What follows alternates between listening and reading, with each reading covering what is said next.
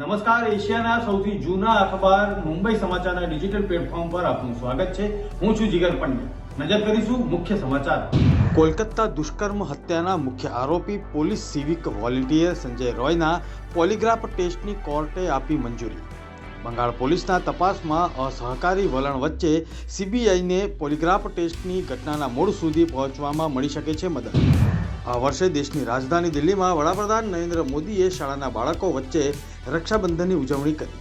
આ દરમિયાન સ્કૂલના બાળકોએ પીએમ મોદીના કાંડા પર રાખડી બાંધી અને તેમની સાથે વાત કરી। બાળકો સાથે વડાપ્રધાન મોદી પણ ખૂબ ખુશ દેખાતા હતા। રક્ષાબંધન પર્વની મુખ્યમંત્રી નિવાસ સ્થાને ઉજવણી કરવામાં આવી હતી। મુખ્યમંત્રી ભૂપેન્દ્ર પટેલને બહેનોએ રાખડી બાંધી। ભાજપ મહિલા મોરચાની બહેનોએ પણ મુખ્યમંત્રીને રાખડી બાંધી।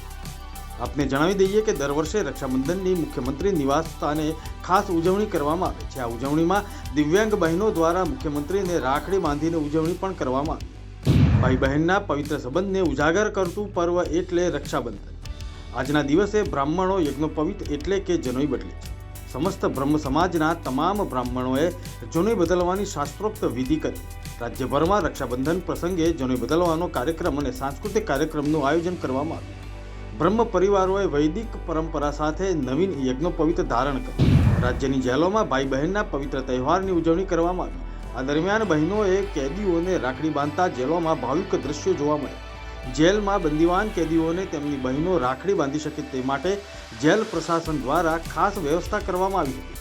વર્ષોથી જેલમાં બંધ કેદીઓને રાખડી બાંધવા માટે તેમની બહેનો જેલ પર પહોંચે છે ત્યારે ભાવુક દ્રશ્યો સર્જાય છે। રાજકોટમાં હોસ્ટેલ સંચાલકોની ગંભીર બેદરકારીને કારણે બે બહેનોનો એકનો એક ભાઈ રાખડી બાંધ્યા વિના જ મોતની ચાદર ઓઢી લીધી। મળતી માહિતી મુજબ 17 વર્ષીય યુવક બીમાર હોવા છતાં સંચાલકોએ કોઈ જ તબીબી સારવાર અપાવી નહીં અને આ ગમગીન ઘટનાથી અન્ય વિદ્યાર્થીઓના વાલીઓમાં પણ રોષની લાગણી ફેલાઈ છે। આખો બનાવમાં પેશન્ટ 4 દિવસથી ત્યાં બીમાર હતો, કોઈ પણ જાતની ઇન્ફોર્મેશન હતી નહીં। એ લોકો એક સારા હોસ્પિટલ લઈ જવાની જગ્યાએ એક નાનકડા એક ક્લિનિકમાં આયુર્વેદિક હોસ્પિટલમાં એ લોકોએ કોઈ પણ જાતના રિપોર્ટ કર્યા વગર ડાયરેક્ટ બાટલો ચડાવેલો છે અને ડાયરેક્ટ ડિસ્ચાર્જ આપેલું છે અને 4 દિવસથી પેશન્ટ બીમાર હોવા છતાં પેરેન્ટ્સને કાલે બપોરે ઇન્ફોર્મ કરેલું છે અને અમારી પાસે અડધી કલાકના ટાઈમ, અડધી કલાકની અંદર એ લોકોનું કેવું એમ હતું કે તમે એમડી પાસે જાઓ અથવા રાજકોટ લઈ જાઓ તો સારામાં સારા ડૉક્ટર પાસે।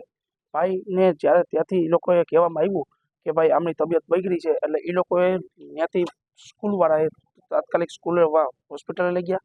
ક્લિનિકે જે એકચ્યુઅલમાં હોસ્પિટલ હતું બી નહીં, એક ખાલી ક્લિનિક હતું, શ્રદ્ધા ક્લિનિક। એ ક્લિનિક પાસે જે ગયા તેની પાસેથી દવા લીધી અને કોઈ પણ જાતનો રિપોર્ટ કર્યા વગર ડાયરેક્ટ સીધો બાટલો ચડાવી દીધો છે। રિપોર્ટ કંઈ નથી એકય જાતનો। પછી પેશન્ટને ડાયરેક્ટ પાછા હોસ્ટેલે લઈ ગયા અને હોસ્ટેલેથી એના પેરેન્ટ્સ માળિયા હારીના જે રહે છે એને ત્યાં ફોન ગયો કે આવી રીતે તમારા છોકરાને તબિયત બગડી ગઈ છે। શ્રાવણ માસના સોમવાર અને રક્ષાબંધન પ્રસંગે સોમનાથમાં શ્રદ્ધાળુઓ મોટી સંખ્યામાં ઉમટ્યા હતા। ભક્તોએ સોમનાથ દાદાના દર્શન કરીને ભક્તિનું ભાથું બાંધ્યું। ભાવિકો સોમનાથ મહાદેવના દર્શન પ્રાપ્ત કરીને ધન્ય થયા। સોમનાથ મહાદેવના શૃંગારમાં રાખડીઓનો ઉપયોગ કરવામાં આવ્યો હતો। આતંકવાદીઓએ ફરી જમ્મુ કાશ્મીરના ઉધમપુરમાં નાપાક હરકત કરી આતંકવાદી હુમલો કર્યો। આતંકીઓએ સીઆરપીએફની પેટ્રોલિંગ ટીમ પર હુમલો કરતા એક જવાન શહીદ થયા। મળતા અહેવાલો મુજબ સીઆરપીએફ અને પોલીસની ટીમ પેટ્રોલિંગ કરવા નીકળી હતી ત્યારે આતંકીઓએ હુમલો કર્યો હતો। પ્રધાનમંત્રી 21 અને 22 ઓગસ્ટે પોલેન્ડની સત્તાવાર મુલાકાતે જશે। આ ઐતિહાસિક મુલાકાત છે કારણ કે ભારતના પ્રધાનમંત્રી 45 વર્ષ પછી પોલેન્ડની મુલાકાતે છે। આ ઉપરાંત 23 ઓગસ્ટના રોજ વડાપ્રધાન યુક્રેનની મુલાકાત લેશે। ગાંધીનગરમાં કુરિયરના નામે મહિલા સાથે થયેલી છેતરપિંડીના કેસમાં ગાંધીનગર રેન્જ સાયબર પોલીસે આરોપીઓની ધરપકડ કરી। આ હતા અત્યાર સુધીના મુખ્ય સમાચાર। જોતા રહો મુંબઈ સમાચારનું ડિજિટલ પ્લેટફોર્મ। નમસ્કાર।